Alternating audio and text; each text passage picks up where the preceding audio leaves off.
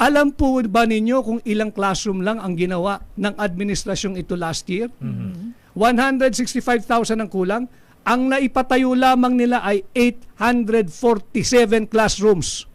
Buong taon noong 2024. Tingnan ninyo yung EDCOM2 report. Nandyan lahat yan.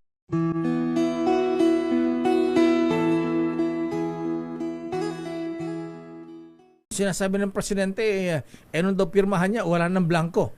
Hindi naman namin sinasabing blanco yung GAA. Siya lang naman nagsasabing walang blanco sa GAA. Ang blanco yung Bicameral Conference Committee report na siyang nagiging sandigan, haligi at pundasyon ng tamang general appropriation. Kaya nga may blanco doon.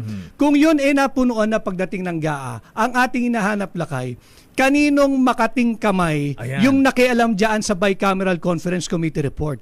Sino naglagay ng mga halaga doon sa blanco? Babae ba siya? Lalaki ba siya? Tandem ba sila? O marami sila? Ito yung ating hinahanap. Ito yung nais nating panagutin. Sapagkat yan ay malinaw na legislative, it's a falsification of legislative document. At kung sino man ang nakialam doon, walang authority yon. That's usurpation of legislative authority. Anong sabi ng bubit mo, Attorney Vic? Sino ang nag-fill in the blanks? That's why up to now, Lakaya, hinihingi natin yung kopya ng enrolled bill, walang mapakita ang House of Representatives. Kami ay nagtungo doon sa kanilang tinatawag na archive section. Ang nakalagay sa archive section, yung kopya ng enrolled bill na hindi pirmado ng Speaker of the House, hindi pirmado ng Senate President, hindi pirmado ng Secretary General, hindi pirmado ng Senate Secretary. Ibig sabihin, hindi ito yung totoong enrolled bill. Nasaan yung enrolled bill? Dapat yan ilabas. Ayun, enrolled bill ang hinahanap ninyo. So dahil dyan, Attorney, dito po nagugat itong inyo pong inihain na petisyon para po ideklarang unconstitutional ang 2025 General Appropriations Act o yung GAA po. Isa lamang yan sa apat. Ang unang-unang basihan natin, hinayjack ng BISCAM yung NEP. Yung BISCAM, wala sa budget process yan, Lakay. Di ba't nagdidinig tayo ng budget galing sa NEP, yung National Expenditure Program. Yung NEP, ito yung panukalang galing sa Pangulo na pinag-aralan ng Executive Department, ng mga cabinet secretaries niya, ng mga iba't ibang ahensya. Pinag-uusapan yan sa mga iba't ibang departamento. It will be reduced into the NEP, yung National Expenditure Program. Ito yung ibinibigay niya sa Kongreso. Dapat dito lang maglalaro yung panukalang budget for the coming year, 2025. Hinayjack ng BISCAM.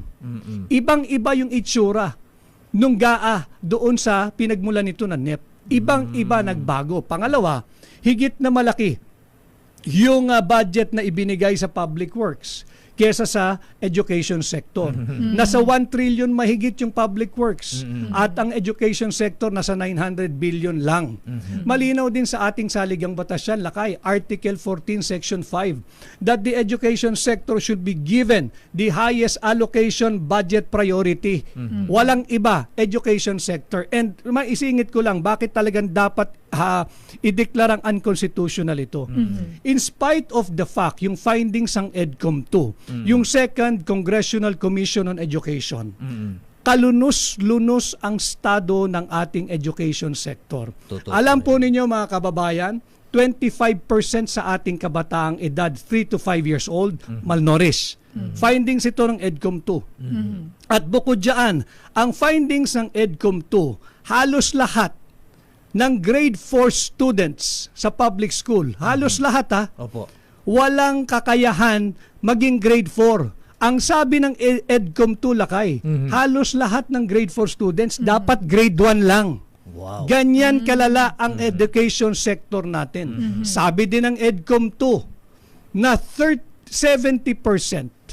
ng ating mga school buildings ang dapat nang i-demolish o ipagawa o kumpunihin. Meaning, for every 100 school buildings, 30 lamang dyan ang safe at dapat gamitin at pakinabangan. Oh. Anong ginawa nila ngayong 2025? Mhm. Imbis na bigyan ng highest budget allocation ng education sector, binawasan pa ng Bongbong Marcos administration ng 31 billion pesos. Patuloy na magiging mangmang ang sambayan ng Pilipino.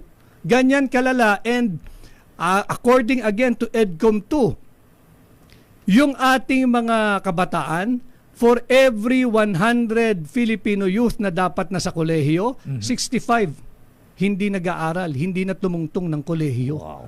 So anong klaseng kinabukasan magkakaroon tayo? Mhm, mhm. Imagine yun. And ito pang pinaka-telling. Nagbibigay ng pera sa AKAP, sa AYEX, according to EDCOM 2 again. Ang shortage natin ng classroom, 165,000 classrooms. Wow. Alam po ba ninyo kung ilang classroom lang ang ginawa ng administrasyong ito last year? 165,000 ang kulang. Ang naipatayo lamang nila ay 847 classrooms. Buong taon noong 2024. Tingnan ninyo yung EDCOM 2 report. Nandyan lahat yan. Anong ginawa sa 2025 budget? Kawawa ang kabataang Pilipino. Hindi na binigyan ng prioridad yung education. That's why we call it unconstitutional. Binawasan pa ng 31 billion pesos. Ganyan kalala ang administrasyon ni Bongbong Marcos, hindi prioridad ang kabataang Pilipino.